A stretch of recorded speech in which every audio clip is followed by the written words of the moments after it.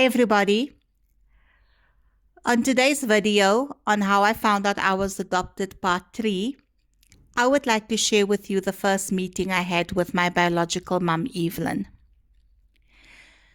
So the morning arrived that we had planned to meet, and I was feeling all sorts of emotions.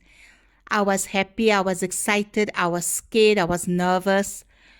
I honestly did not know what to expect, but I was so happy just to meet her and to put a name to a face, a picture to a face and a voice. And I expected so much out of this meeting. Sadly to say, I was very disappointed. I was sadly disappointed. The meeting did not at all go the way that I had hoped it would be.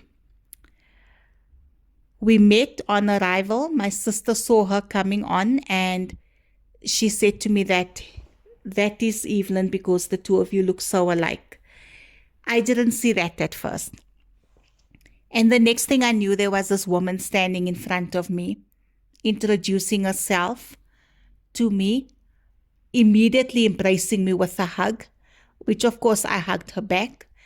And we did introductions and we then went into the restaurant. So my sister Shireen stayed with me throughout the entire meeting.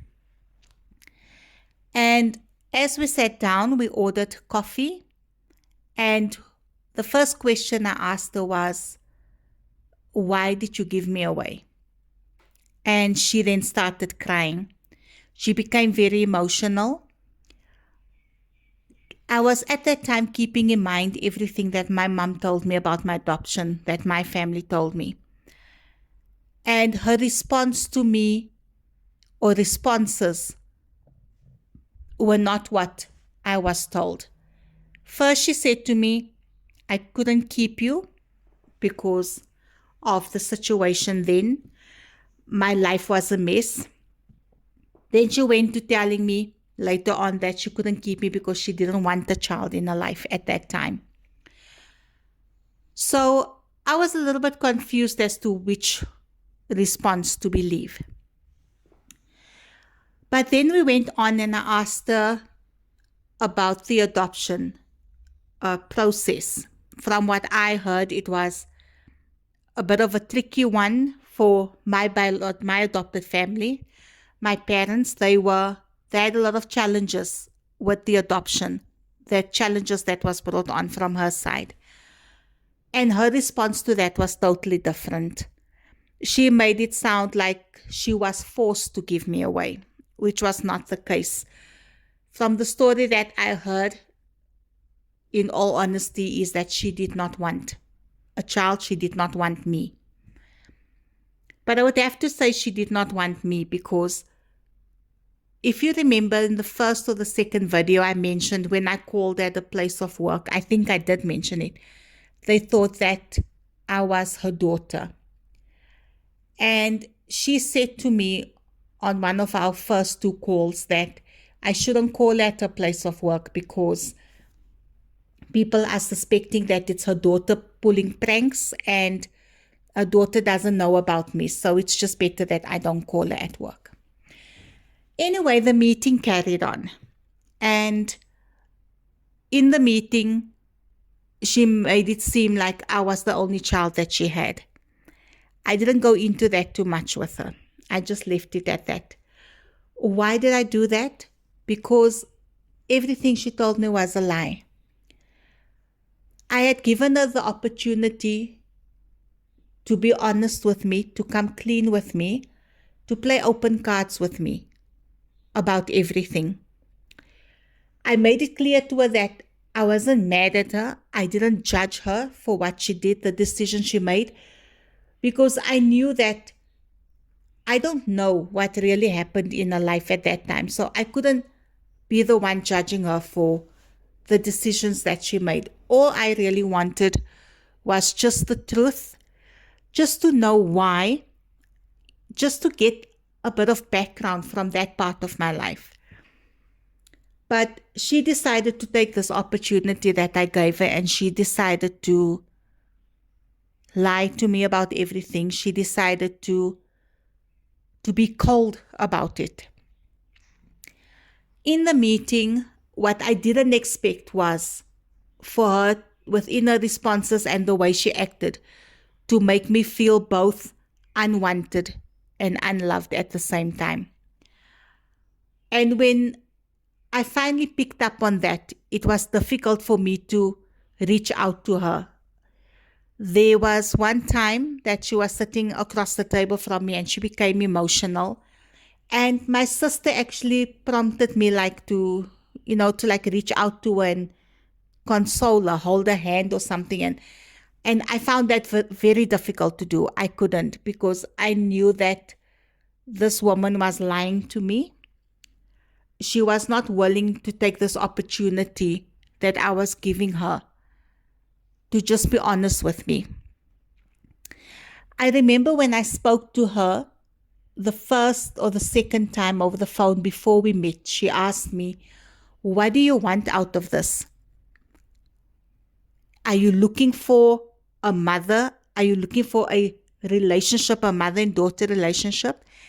And I remember I said to her, "No, because my mother is at home. I have a mother who I have a mother and daughter relationship with.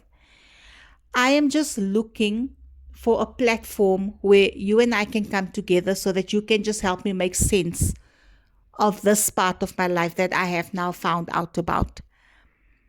I just wanted an opportunity for a friendship to begin with." I made it clear to her that I don't think that we'll be able to have a mother and daughter relationship, because what she saw to be a mother and daughter relationship and what I have been exposed to were two different things. And at that time, for me, I already had that. So I really just wanted to create an opportunity for us where we could become friends, at least.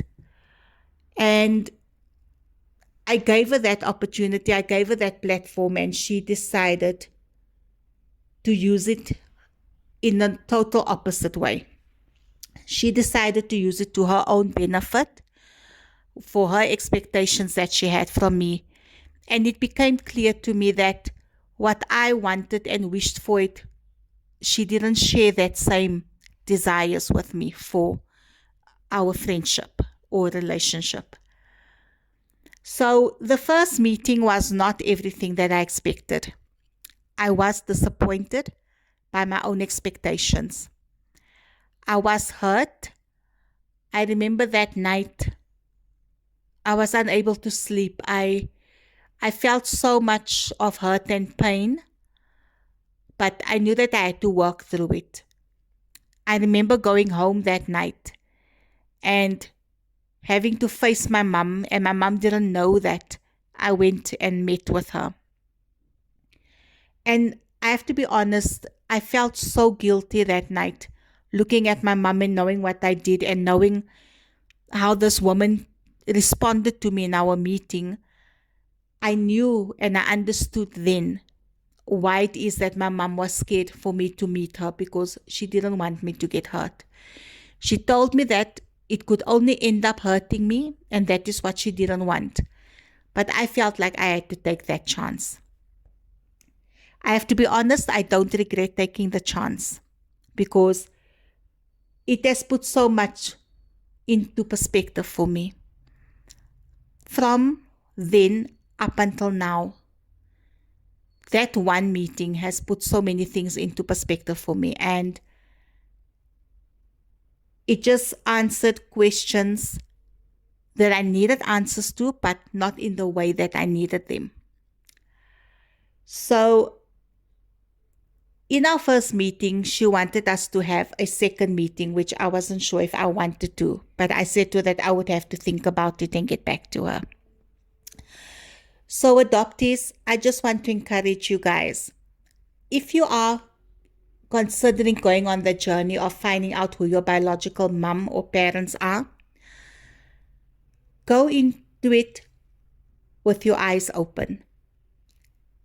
Don't go into it with your heart expecting everything to be sunshine and roses. Like I said, it was my expectations that hurt me. Go there expecting both good and bad, negative and positive. I'm not saying have a negative outlook on it, but I'm just saying prepare yourself for that also, because that will save you a lot of hurt and a lot of pain and a lot of feeling of being rejected and unwanted. But I pray that when you go on your journey, I pray that it will be a great success. I pray that you will have great stories to tell about it and great testimonies to give on it.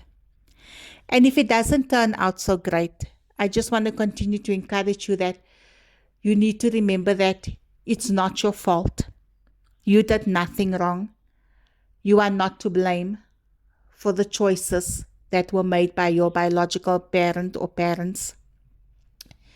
And you must always remember that you are chosen and that you are wanted and that you are loved. And like I mentioned the last time, if you are able to go on this journey with your biological parents or siblings, do that, because it makes it so much easier. It's a great support system to have, whereas if you have to go on it on your own. So adoptees, I hope that this message encourages you to not be afraid, to not let fear stand in your way. If you feel you need answers to questions, and if you feel that this is what you need to do it for yourself. First and foremost for yourself. Because you are the one that lives with the knowledge of being adopted. You are the one that will forever ask yourself why. So find the answers to your why, but also prepare that the answers may not always be what you want it to be. So I want to say thank you to everybody for watching and listening, as this was the final part to our video topic, how I found out I was adopted. I look forward to chatting to you again. I'm excited about the new topic series I'll be bringing to you soon, but I will drop more information on that closer to the time. I have been very inspired by the next series I want to bring to you, and I'm so excited. But I want to say thank you to everybody for subscribing to our channel, for liking our channel. Thank you for taking the time to listen. Thank you for sharing with those who you are sharing it with. And I really hope that by me sharing my life journey, it helps others who are on the same journey. So until we meet again next week on the channel, I hope you guys have an awesome day further and an awesome weekend until next week. Take care, and adoptees, remember, you are here for a reason. Thank you, everybody. Bye-bye.